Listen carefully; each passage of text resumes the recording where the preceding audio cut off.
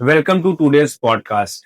और आज हम बात करने वाले हैं डायरेक्टली आपके मूड स्विंग्स, गट इश्यूज और साथ ही साथ में मेंटल हेल्थ के बारे में। और इस टॉपिक पर बात करने के लिए हमारे साथ जुड़ चुके हैं गोरखपुर से डॉक्टर गौरव यादव जी, जो कि गोरखपुर के एक बहुत ही बेहतर न्यूरो साइकेट्रिस्ट हैं और इन्होंने सैकड़ों लोगों की जिंदगी अपने अनुभव से, अपने नॉलेज से लोगों को मेंटल हेल्थ से काफी ज्यादा रिलीफ प्रदान किया। तो इसी टॉपिक पर आज हम सर से बात करेंगे। सर, मेरा पहला क्वेश्चन है आपसे। तो सर, आजकल क्या है कि बहुत से लोग काफी थका हुआ फील करते हैं, तो न्यूरो साइकियाट्रिस्ट के अकॉर्डिंगली आप उनको क्या सजेशन देना चाहेंगे?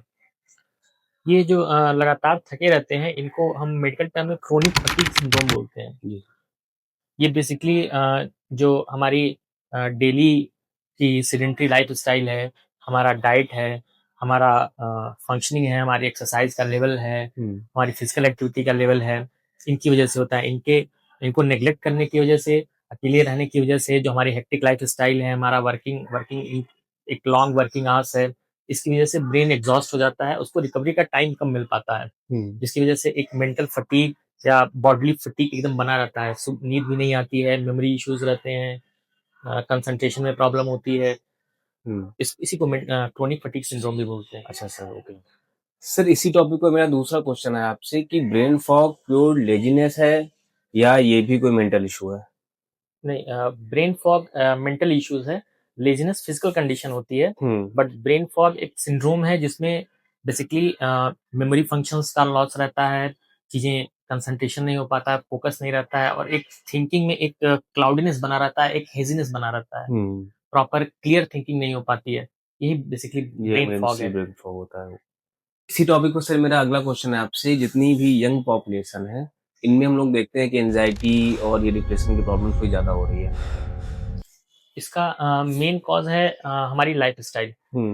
जिस हिसाब से हम जी रहे हैं, हमारी अ, बहुत फास्ट लाइफस्टाइल है, ब्रेन को प्रॉपर रिलैक्स होने का टाइम नहीं मिलता है, हमारी स्लीप डिस्टर्ब रहती है, जो हमारी वर्किंग आवर्स होते हैं बहुत हाई वर्किंग आवर्स होते हैं, फिजिकल एक्टिविटी हमारी निग्लिजिबल होती है, कुछ हम फिजिकली बिल्कुल ही इनएक्टिव रहते हैं।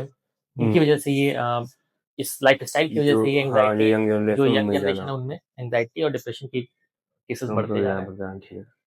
सर, जनरली पेशेंट जो होते हैं उन लोगों को नहीं पता होता है कि गट और ब्रेन में क्या कनेक्शन होता है, तो कुछ सिंपल लैंग्वेज में जो आप उनको समझा सकें कि मेनली क्या कनेक्शन है। जी, गट एंड ब्रेन के कनेक्शन को हम मेडिकल टर्म में गट ब्रेन एक्सिस बोलते हैं। ये जो एक्सिस है वो ब्रेन और गट के बीच का है, और ये जो कम्युनिकेशन होता है वो बेसिकली हार्मोन्स और न्यूरोट्रांसमीटर्स, केमिकल्स, इनके फॉर्म में नर्व्स के थ्रू चलता रहता है। तो अगर इन दोनों में से कोई एक डिस्टर्ब होता है, अगर ब्रेन डिस्टर्ब होगा तो वो गट को डिस्टर्ब तो करता है, और गट डिस्टर्ब डिस्टर्ब होगा होगा तो वो तो ब्रेन को डिस्टर्ब करता है। सर, क्या आपने ऐसे भी केसेस देखे हैं जहाँ पेशेंट आपके पास मेंटल कॉजेस को लेकर आता है लेकिन मेन प्रॉब्लम उससे गट में होती है?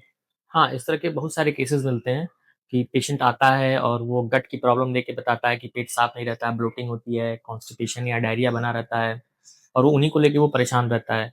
लेकिन फिर जब उनको और डिटेल में उनकी हिस्ट्री ली जाती है तो पता चलता है कि उसका एक अच्छा खासा लेवल ऑफ एंग्जाइटी है, वो स्ट्रेस में है, उसकी स्लीप पूरी तरह से डिस्टर्ब हो चुकी है, और वो एक डिप्रेशन की तरफ वो जाता रहता है। और बट वो उसको इग्नोर करते हुए केवल गट की प्रॉब्लम को लेके डॉक्टर टू डॉक्टर घूमता रहता है। हाँ, बट मेन क्यों हाँ, क्या है फिर वो वो समझ वो में गट ब्रेन एक्सेस ही डिस्टर्ब है उसका। तो जब गट की प्रॉब्लम ठीक होती है तो फिर ब्रेन की प्रॉब्लम भी धीरे-धीरे ऑटोमेटिकली ठीक होने हाँ लगती ठीक है। हो जाती है। ओके सर, अगर आपका गट इम्बैलेंस है तो ब्रेन के कौन से सिस्टम्स आपको पहले दिखते हैं? अगर गट इम्बैलेंस हुआ है तो सबसे पहले एक ब्रेन फॉग वाली कंडीशन आती है, हाँ। जिसमें थोड़ा-सा मेंटल फटीग रहता है। फिर स्लीप डिस्टर्ब होना स्टार्ट हो जाती है। पेशेंट हमेशा इरिटेबल रहता है, छोटी-छोटी बात पे एंगर इश्यूज़ आते हैं। फिर मेमोरी डिस्टर्ब होती है, और फिर अल्टीमेटली पेशेंट वो डिप्रेशन में लैंड कर जाता है। तो सर, अभी तक हम लोगों ने जो भी बातचीत की उसमें ये तो समझ आया कि गट और ब्रेन एक दूसरे से कनेक्टेड है। कनेक्टेड है। तो सर, कोई ऐसी मेडिसिन आप सजेस्ट करते हैं, ऐसा कोई सप्लीमेंट सजेस्ट करते हैं जो लोगों को हेल्पफुल हो?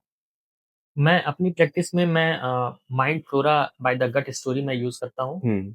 अ, ये गट ब्रेन एक्सिस को अच्छे से बैलेंस करती है। ओके। ये केवल डाइजेशन ही नहीं इम्प्रूव करती है, ब्रेन वाले पार्ट को मेंटल हेल्थ भी भी बेटर इम्प्रूव करती है।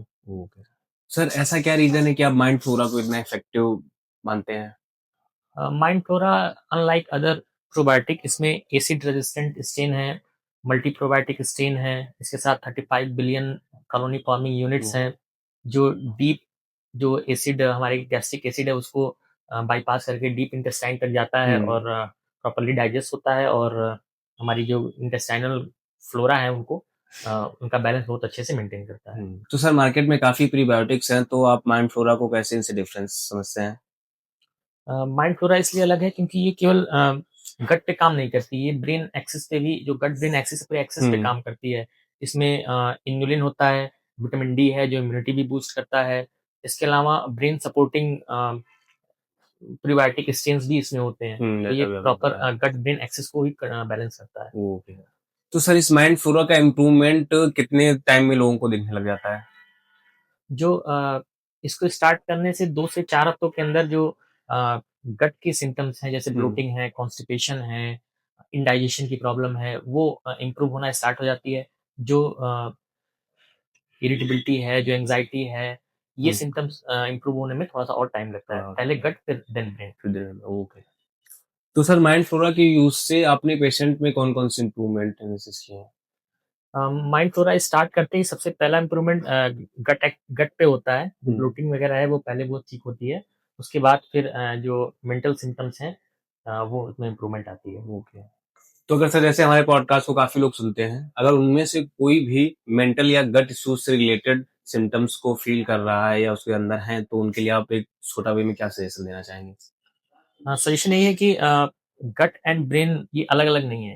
एक साथ काम करते हैं, एक एक्सिस पे काम करते हैं। तो अगर दोनों का अलग-अलग प्रॉब्लम है तो वो दोनों अलग-अलग नहीं है, वो एक ही है और दोनों को जब तक गट ब्रेन एक्सिस नॉर्मलाइज़ नहीं होगा, बैलेंस नहीं होगा, तब तक उनमें से कोई एक सही नहीं होगा। तो सर इस बातचीत का मेरा अब आखिरी क्वेश्चन है कि माइंडफ्लोरा के बेनिफिट किस एज ग्रुप के लोग ले सकते हैं या उनको क्या-क्या समस्याएं हैं कि उनको माइंडफ्लोरा लेनी चाहिए? माइंडफ्लोरा अभी 18 साल से ऊपर के लोगों के लिए रिकमेंडेड है और ऐसे सभी लोग जिनको आईबीएस के प्रॉब्लम हो, ब्लोटिंग हो, कॉन्स्टिपेशन एंड डायरिया हो, स्ट्रेस एंग्जाइटी साथ में रहती हो, गट ब्रेन एक्सिस की कोई भी प्रॉब्लम हो, इवन अल्जाइमर और पार्किंसन के भी पेशेंट्स में कुछ बेनिफिट देखे गए हैं, वो इसको कंज्यूम कर सकते हैं।